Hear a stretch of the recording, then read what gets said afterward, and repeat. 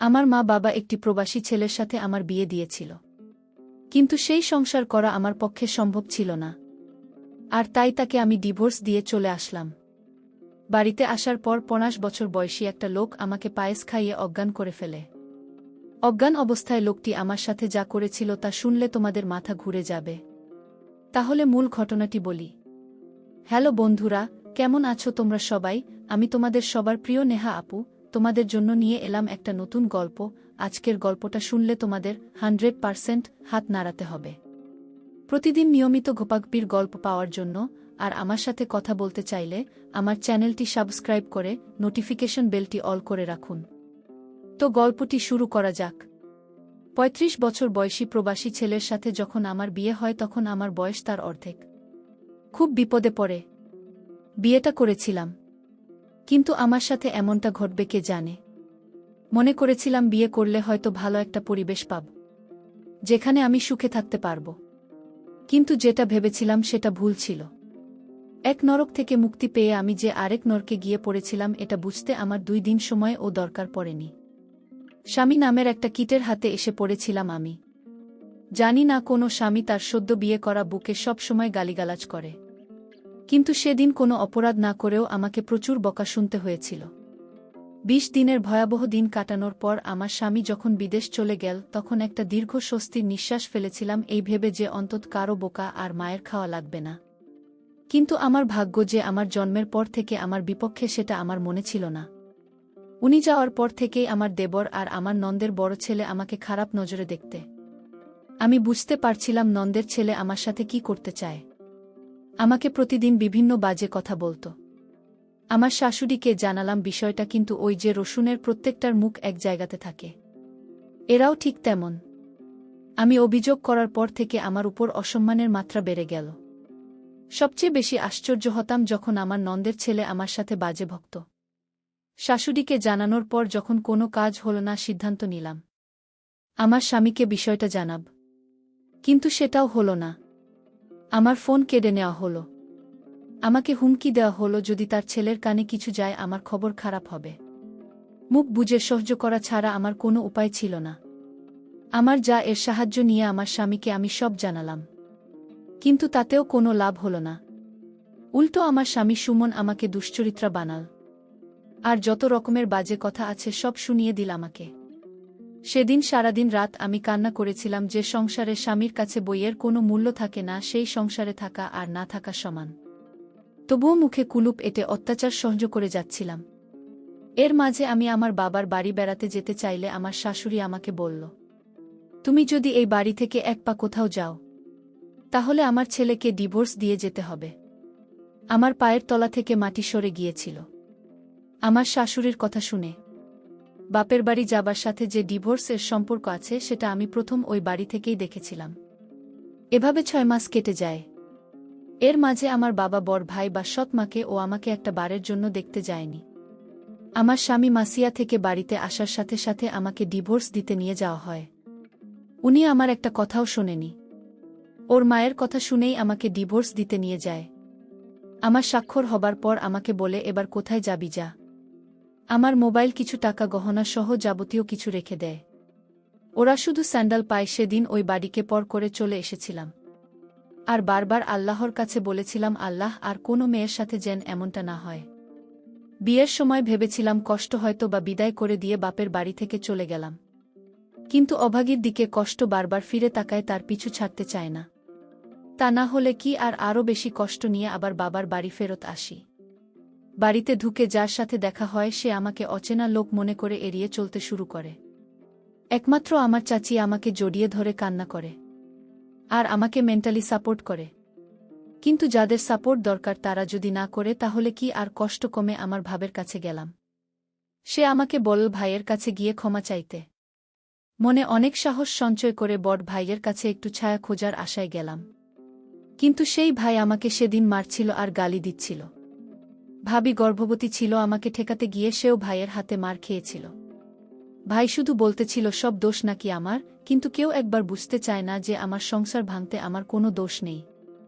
আবার সেই উঠতে বসতে সৎ মায়ের খোঁচা, ভাইয়ের দুর্ব্যবহার, আবার মুখ গোমরা করে থাকা মোটের উপর সব কিছুকে জাহান্নামের আগুনের মতো মনে হচ্ছিল। আমি যদি দুদিন না খেয়ে থাকতাম কেউ এসে খাইয়ে দিয়ে যাওয়া তো দূরের কথা এসে জিজ্ঞাসা করত না। আমি খেয়েছি কিনা শুধু আমার ছোট চাচি এসে আমাকে খাইয়ে দিয়ে যেত, তবুও সবসময় আসতে পারত না। আর ভাবি ভাইয়ের কথার বাইরে আসতে পারত না। সিদ্ধান্ত নিলাম বাড়ি থেকে দূরে কোথাও চলে যাব, যেখানে আমার কেউ নেই, পরিচিত কেউ নেই, দরকার হলে কাজ করে খাব কোথাও, তবুও এই নূরকে থাকব না। কিন্তু পারছিলাম না। কিন্তু সেই সাহস সঞ্চার করতে পারছিলাম না যে এটা আমার মা করে দেখিয়েছিল। যেই সাহসের কারণে আমাকে হতে হয়েছে একটা পুরো পরিবারের কাছে কুকুরের মতো। যেই সাহসের কারণে আমাকে দেখলে অন্য সবাই নাক সিটকান্ত। সেই সাহসটা আমি দেখাতে না পেরে ওই বাড়িতেই থেকে গেলাম। বেশ অবস্থা সম্পূর্ণ একটা পরিবারে আমার জন্ম হয়েছিল।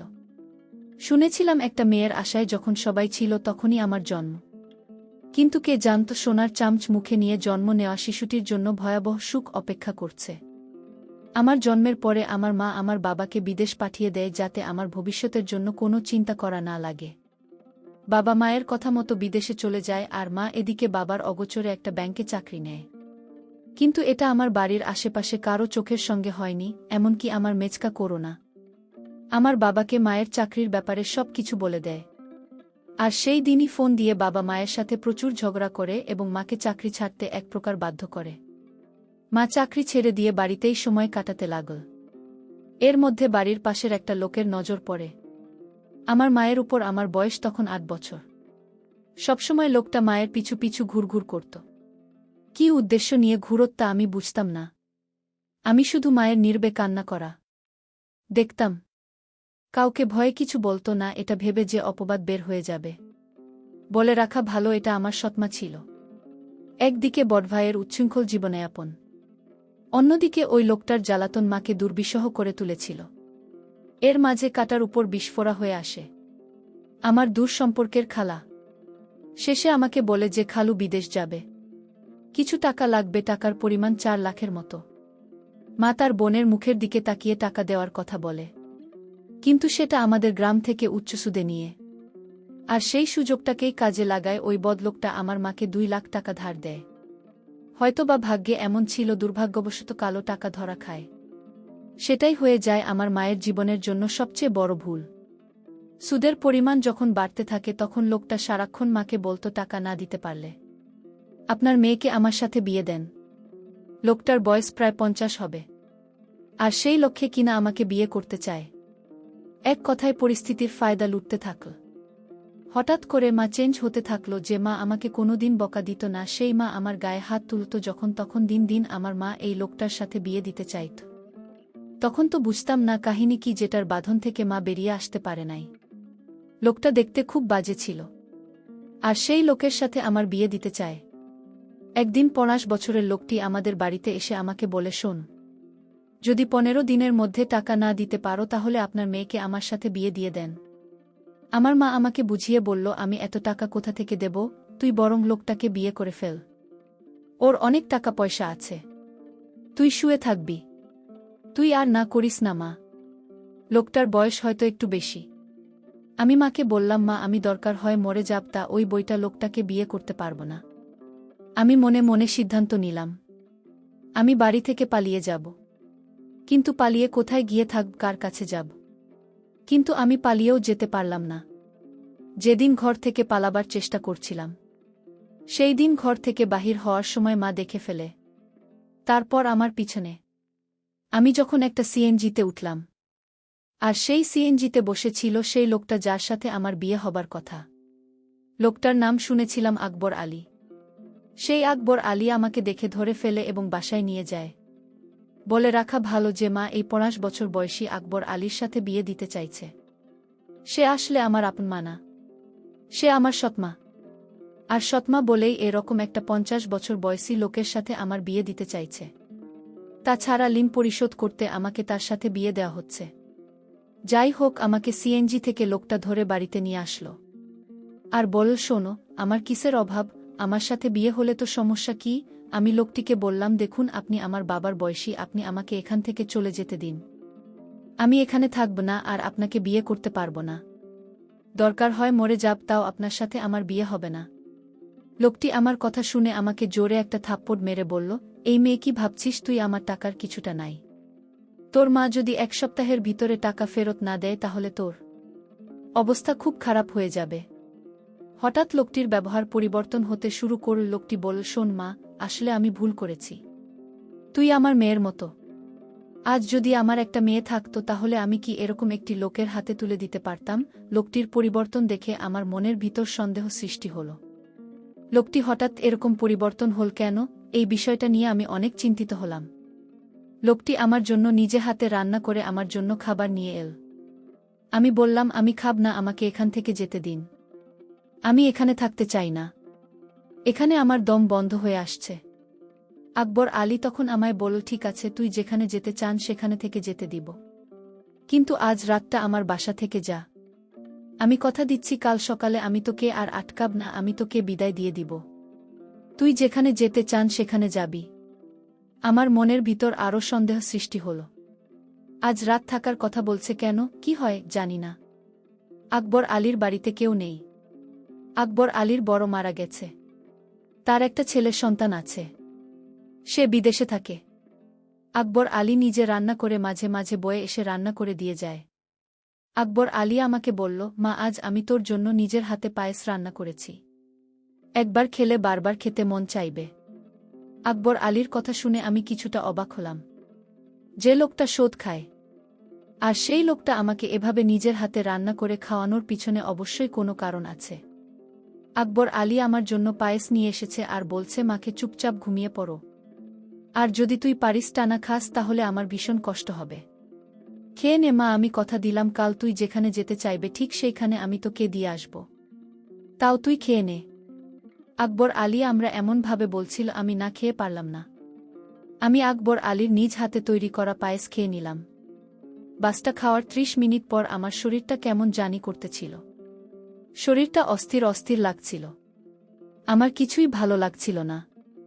আমার চোখে কিছুটা ঝাপসা দেখতে লাগলাম। আমার মাথা ঝিমঝিম করে ঘোরাচ্ছে। আমার কাছে মনে হচ্ছে পৃথিবীটা ঘুরছে।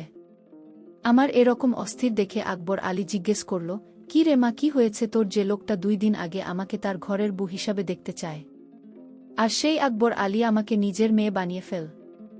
এটা আমার কাছে কেমন জানি অদ্ভুত ব্যাপার মনে হল। যাই হোক, পায়েস খাওয়ার পর থেকে আমার মাথাটা কেমন জানি ঘোরাচ্ছে। প্রচুর ঘুম পাচ্ছিল। আমি হঠাৎ বিছানায় শুয়ে পড়লাম। আমি ঘুমিয়ে পড়লাম। এরপর আমার সাথে যা ঘটেছিল তা শুনলে তোমাদের হুঁশ থাকবে না। আমি যেন অজ্ঞান অবস্থায় ঘুমিয়ে পড়লাম। আমার কোনো হুঁশ ছিল না। তারপর আকবর আলী আস্তে করে আমার রুমে আসলো আর আমার বিছানায় বসল। আকবর আলী এক অদ্ভুত আচরণ করল ঘুমের ঘরে।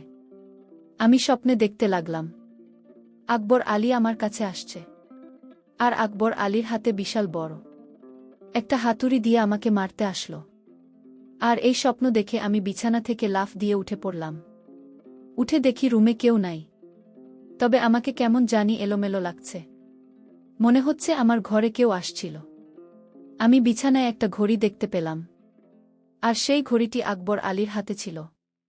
আমি ভালো করে লক্ষ্য করলাম এটা আকবর আলীর হাতে ছিল, কিন্তু দরজা তো ভিতর থেকে লক করা। তাহলে আমার রুমে কেউ ছিল না। তাহলে আমি কি বাজে স্বপ্ন দেখছি? আর সেই স্বপ্নে আমার ঘুম ভেঙে গেল। আকবর আলী আমার রুমে না আসলে তাহলে কি আমার রুমে আসলো? আর ঘড়ি তো আকবর আলীর। তাহলে আকবর আলী কি আমার রুমে এসেছিল? আমি রুম থেকে বের হয়ে দেখলাম আকবর আলী নামাজ পড়তে লাগল। আমি আকবর আলীকে দেখে ভীষণ অবাক হলাম। আমি দাঁড়িয়ে থেকে তার নাম আজ দেখলাম। নামাজ শেষে হলে আমি তার কাছে গেলাম এবং বললাম, দেখুন আজ রাতে আমার রুমে কে আসছিল? আমি বুঝতে পারছি না। তারপর আকবর আলী বলল, আরে বোকা মেয়ে, তোমার রুমে আবার কে আসবে? তুমি হয়তো দুঃস্বপ্ন দেখছ। তাহলে আমার বিছানায় আপনার ঘরে কি করে এলো? একই ঘুড়ি তো আমার হাতে। তাহলে টাকার ঘুড়ি। ও বুঝেছি মা, আমার ছেলে 2টা একরকম ঘুড়ি নিয়ে আসছিল বিদেশ থেকে। আর তুমি যে রুমে থেকেছ সেই রুমে আমার ছেলে থাকতো, সে হয়তো ভুল করে ঘড়িটা ফেলে রেখে চলে গেল। আচ্ছা, আমি তোমার জন্য একজন পাত্র ঠিক করেছি, আমি তোমাকে তার সাথে তোমাকে দিয়ে দেব। তোমার মায়ের সাথে আমার কথা হয়েছে। আমার তো কোনো মেয়ে নেই, আর আমি তোমাকে আমার মেয়ে করে নিলাম। আর তুমি গতকাল রাতে যা দেখছ সবই দুঃস্বপ্ন মা। তারপর আকবর আলী আর আমার মা আমার জন্য সেই সময় ছেলেটিকে নির্ধারণ করল। আমি আকবর আলীকে বাবা বলে ডাকলেন। বাবা, আসলে আমি তোমাকে ভুল বুঝেছিলাম। তোমার মতো এমন মানুষ এ যুগে পাওয়া বড়ই কঠিন। তারপর আকবর আলী বাবা আমার বিয়ের সমস্ত খরচ বহন করে আমাকে সুমনের সঙ্গে বিয়ে দিয়ে দিল। কিন্তু কথায় আছে না, অভাগী কপালে কি আর সুখ হয়, আমি তাকেও ডিভোর্স দিয়ে চলে আসলাম। কারণ এই পরিবারটি ভাল ছিল না, তাই বাড়িতে আসার পর কেউ আমাকে আশ্রয় দেয়নি। তাই এখন ঢাকা শহরে নিজের চাকরি করে নিজের পেট চালাই। জানি না তারপর আমার কপালে কি হয়। আজকের গল্পটা এখানেই শেষ করলাম। যদি গল্পটি ভালো লাগে তাহলে চ্যানেলটি সাবস্ক্রাইব করে পাশে থাকবেন। ধন্যবাদ। প্রিয় বন্ধুরা, গল্পটি ভালো লাগলে অবশ্যই কমেন্ট করে জানাবেন। আর নিয়মিত এমন আলাদা স্বাদের গল্প শুনতে ভিডিওটিতে লাইক এবং চ্যানেলটিকে সাবস্ক্রাইব করে সাথেই থাকুন। আর হ্যাঁ, নোটিফিকেশন বেলটি অল করে রাখবেন, যাতে পরবর্তী গল্প সবার প্রথমে আপনাদের কাছে পৌঁছে যায়। ধন্যবাদ বন্ধুরা। ধন্যবাদ সবাইকে।